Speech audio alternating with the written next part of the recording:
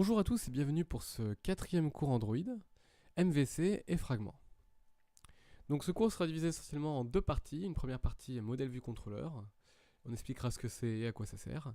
Une deuxième partie fragments, à nouveau on expliquera ce que c'est et surtout à quoi ça sert et comment on s'en sert.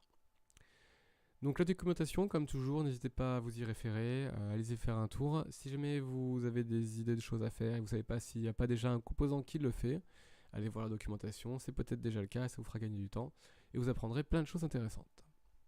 Donc le pattern modèle vue contrôleur, qu'est-ce que c'est et à quoi ça sert?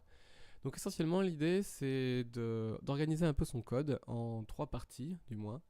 Une première partie qui correspond au modèle, qui est les données qu'on va gérer. Une deuxième partie qui est la vue, donc c'est tout ce qui est visuel, interface, etc., les boutons, toutes ces choses-là. Et le contrôleur, c'est un peu ce qui fait le lien entre les deux. Donc la vue sur les projets Android, c'est essentiellement les fichiers XML. Ça va être tout ce qui est interface, champ de texte, boutons, images, toutes ces choses-là. Et juste les aspects visuels de ces choses-là, pas le fait qu'il se passe quelque chose lorsque vous cliquez sur un bouton. Donc quand vous avez votre fichier XML, cette partie-là, c'est la vue. Le modèle, c'est l'opposé, c'est tout ce qui va être les données. Donc les données que vous allez stocker dans une base de données, mais les données qui vont être juste à charger en mémoire. Si vous faites un jeu de plateau, style un Sudoku, ça va être une classe qui va stocker l'état de la grille avec des méthodes qui permettent de mettre des nombres dans la grille valide et qui permettent d'accéder à des informations du style, bon, bien sûr les nombres en question pour mettre à jour la vue, mais aussi est-ce que la ligne est complète ou non, etc. Enfin, le contrôleur, c'est le code de liaison entre les deux, donc c'est essentiellement le code qui va être appelé quand vous appuyez sur un bouton. Tout le code qui réagit à la vue, c'est ce qu'on va appeler le contrôleur. Et donc le contrôleur, il a la charge d'appeler les méthodes du modèle pour venir afficher les données du modèle, et d'appeler les méthodes du modèle pour venir mettre à jour les données du modèle à partir des données de l'utilisateur. Donc en résumé, le modèle MVC, c'est ces trois parties-là qui communiquent entre elles via une interface. Donc l'intérêt, c'est d'avoir trois blocs de code qui sont indépendants, et donc de pouvoir modifier la vue sans toucher une seule ligne de code du contrôleur et du modèle. Ça c'est possible, c'est extrêmement utile parce que vous êtes sur un écosystème où vous avez des téléphones de taille très différente, des tablettes de taille très différentes. Vous voulez pas forcément proposer la même expérience utilisateur selon les devices, tout simplement parce que ce sera plus ergonomique de faire les choses de telle ou telle façon selon la taille de l'écran. Donc l'intérêt c'est de pouvoir avoir plusieurs fichiers XML qui vont contenir les champs avec les mêmes idées, du moins les champs que vous utilisez, mais pas forcément agencés de la même façon, pas forcément le même code XML, etc. Donc ça peut être facilement fait. Vous pouvez avoir un fichier activité principale.xml et un fichier activité principale-landscape.xml. Le second sera affiché seulement en mode paysage. Donc ça a vraiment été pensé pour et c'est extrêmement pratique.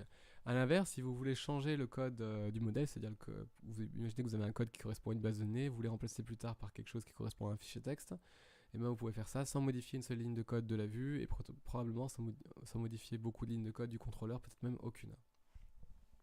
Ça c'est la substitution du modèle, on peut faire la substitution de la vue, donc c'est extrêmement pratique. Bien sûr, il ne faut pas non plus pousser le bouchon trop loin. Des fois, c'est vraiment overkill de faire un MVC, il n'y a pas besoin de ça.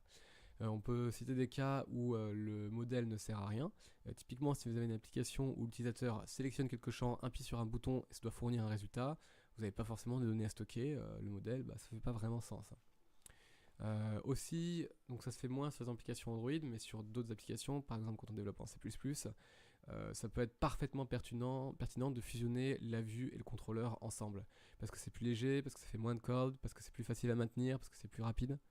De très bonnes raisons de ne pas forcément suivre à la lettre le partage de ces trois blocs-là. Donc toujours avoir un regard critique, est-ce que c'est une bonne chose ou pas de faire ça? Est-ce que ça va me faire gagner du temps? Est-ce que ça va rendre le code plus maintenable? Oui ou non? Des fois ça peut être le cas, des fois ça peut ne pas être le cas, ça dépend vraiment des projets. Donc il faut juste garder cette idée à l'esprit, ça peut être extrêmement pratique. Je vous donne un exemple, les jeux de plateau. Si vous faites une application Android jeu de plateau, là MVC c'est genre c'est donné, c'est l'exemple type d'application. Le modèle pour l'état du plateau, la vue pour afficher les éléments, et le contrôleur qui va chercher le modèle et qui met à jour la vue et qui lorsqu'on appuie sur un bouton va dire au modèle et rajoute ce coup du joueur là si c'est possible. Ce genre de choses, là ça marche très bien. Il y a d'autres exemples où ça paraît moins évident, ce genre de découpage, c'est pas forcément toujours très pertinent. Donc voilà, c'est pour vous aider à un peu mieux gérer votre code quand les projets deviennent un peu gros. Ça permet aussi plus facilement de mettre plusieurs personnes qui travaillent sur le même projet. Voilà. Donc la deuxième partie, très différente. Là, on va parler des fragments. Donc les fragments, c'est essentiellement un moyen de réutiliser des portions de code et aussi de pouvoir gérer des comportements différents entre par exemple une tablette et un téléphone. Donc l'exemple type que je vais vous proposer, c'est d'avoir deux fragments, c'est-à-dire deux sortes de mini-activités au sein d'une même grande activité. L'un de menu, ce sera le fragment A, l'un de contenu, ce sera le fragment B. Et en fait, donner les deux fragments l'un à côté de l'autre sur une tablette, alors que sur un téléphone, on aura un fragment puis l'autre. Donc on a des comportements différents qui sont présents selon la taille du device, parce que clairement une tablette, il y a la place de mettre un menu, clairement un téléphone, c'est pas du tout ergonomique.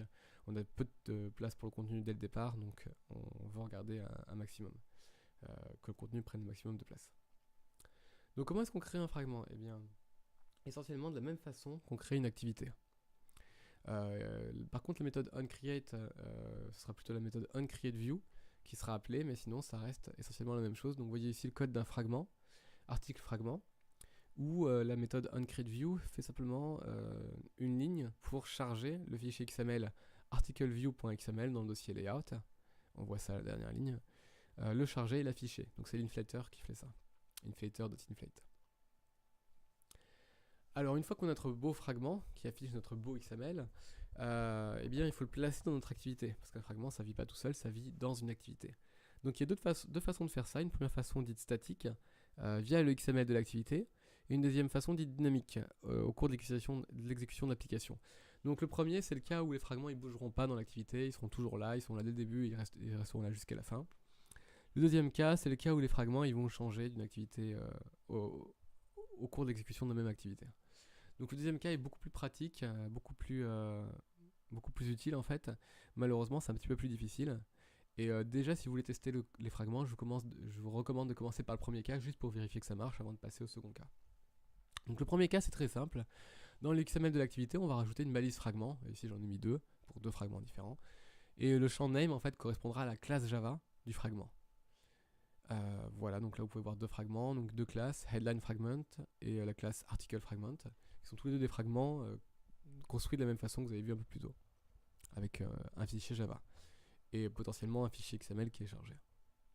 Donc on met ça dans le XML de l'activité principale et à partir de là, on devrait voir notre fragment ou nos fragments apparaître. Le deuxième cas de figure, c'est l'ajout à chaud à l'exécution. Donc c'est-à-dire que pendant l'exécution de votre activité, on va venir rajouter un fragment et ça se fera via une classe qui s'appelle le fragment manager. Donc première chose, il faut créer un emplacement à fragment dans le fichier XML de l'activité. Donc pour ça, on rajoute une balise frame layout et c'est dans cette balise-là que va venir se greffer notre fragment. Donc ici, le nom de la balise, retenez-le, c'est fragment container. Ça veut dire que plus tard, on viendra récupérer cet emplacement-là en faisant un find view by ID avec l'ID fragment container. Ça fera référence à ce bloc de XML là. Donc voilà le code pour récupérer donc d'abord ce fragment container. Donc si on ne le trouve pas, bah, c'est mal barré. Si on le trouve, mais qu'en fait l'activité vient d'être relancée après une mise en pause, etc., on ne veut pas revenir placer une deuxième fois le fragment, il est déjà là, donc on sort avec le return. C'est pour ça qu'il y a ces quelques lignes un peu plus tôt. Mais les vraies lignes qui viennent vraiment placer le fragment, c'est la première ligne, first fragment égale new headline fragments, où on crée l'instance de la classe headline fragment. Je vous rappelle que c'est une classe qu'on a créée nous un peu plus tôt. Ensuite, éventuellement, on lui file des arguments, c'est ce que je fais avec la ligne en dessous, mais c'est facultatif. Ici, je fais suivre les arguments qu'on a récupérés d'une intention qui aurait potentiellement lancé cette activité. Et enfin, dernière ligne très importante, on crée la transaction, on vient placer le fragment et on commit la transaction. Donc cette dernière ligne-là, on peut la casser en plusieurs lignes, c'est ce que j'ai fait sur ce slide-là. Donc d'abord, on récupère le fragment manager. Ensuite, on crée une transaction. Donc une transaction, ça marche comme les transactions de base de données, si vous connaissez. L'idée, c'est d'avoir un départ de transaction, une liste d'actions à effectuer et un commit, et les actions ne sont effectuées qu'au moment du commit et tout à la fois. Tout d'un coup. Donc bien sûr, comme c'est ajout dynamique, on pourra retirer ou remplacer ce fragment un peu plus tard. Donc comment est-ce qu'on remplace un fragment? Eh bien avec la méthode replace au lieu de la méthode add, mais c'est essentiellement la même chose. On crée un nouveau fragment, on appelle replace et on commit. Donc si jamais on veut avoir plusieurs fragments dans le même emplacement et pouvoir revenir en arrière, on a la fameuse méthode add to backstack qui est extrêmement pratique puisque en gros ça veut dire qu'on va pousser les anciens fragments sur une pile. quand l'utilisateur fera bouton arrière, bouton retour, automatiquement ça va venir replacer l'ancien fragment dans l'emplacement. Donc c'est très pratique. Il faut savoir que les fragments ont aussi une vie, comme les activités. Ils peuvent être stoppés, peuvent être redémarrés, etc. Ils peuvent être détruits. Donc si un fragment est supprimé, vraiment supprimé et pas remplacé, il sera détruit. S'il est mis sur la pile, il va être juste stoppé. Donc ici on crée un nouveau fragment, un second fragment. On lui fournit des arguments, ici cette fois-ci construit à la main.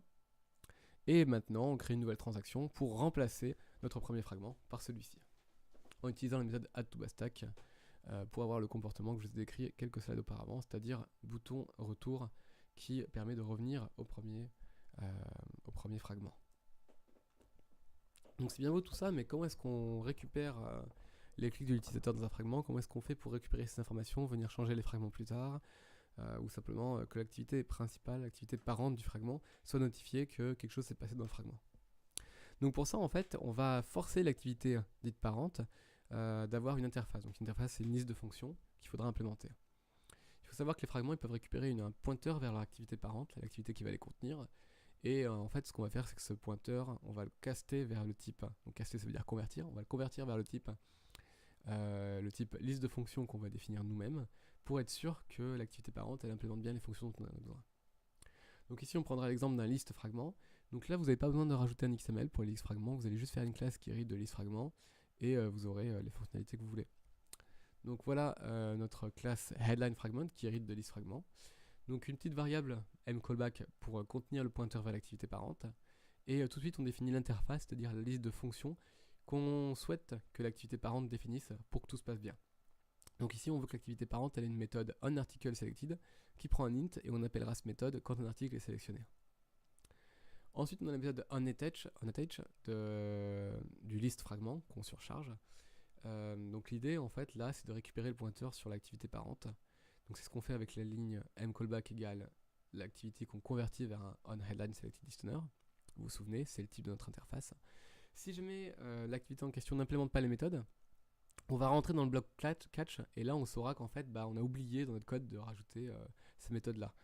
Et on fait ça avec une levée d'exception, le throw. Ça permettra d'avoir un message d'erreur clair, de savoir ce qui se passe et pas de juste avoir un crash et de chercher sans savoir d'où ça vient. Si on oublie d'implémenter les méthodes. Enfin, la méthode onListItemClick, qui est une méthode de list fragment, seulement liste fragment, pas des fragments en général comme c'était le cas de la méthode précédente. Donc cette méthode-là, elle est appelée quand l'utilisateur clique sur un élément de la liste. Et là, on va juste appeler la méthode onArticleSelected de notre activité parente, qui est stockée dans mCallback, je vous rappelle, avec le numéro d'article. Donc voilà, maintenant on peut passer au code côté activité pour réagir à ce clic dans un élément de la liste.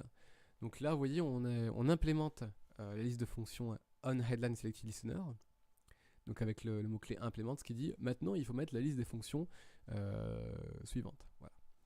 Donc à partir de ce moment-là, si on a bien mis le implement, on n'aura pas une exception levée et on n'aura pas l'activation du bloc catch du slide précédent. Par contre, ça ne compilera pas si on oublie de mettre le nom des fonctions qu'il faut. Et ça, c'est pratique. Et donc là, ici, il faut qu'une seule fonction sera onArticleSelected. Donc on peut imaginer que là, on met un bout de code qui va éventuellement changer le fragment ou faire des choses, faire s'afficher des paillettes, tout ça. Voilà pour cette première partie d'exemple. Donc maintenant, imaginons qu'on veuille vraiment gérer un cas tablette où on a deux fragments côte à côte et un cas téléphone où on a un fragment qui remplace un autre.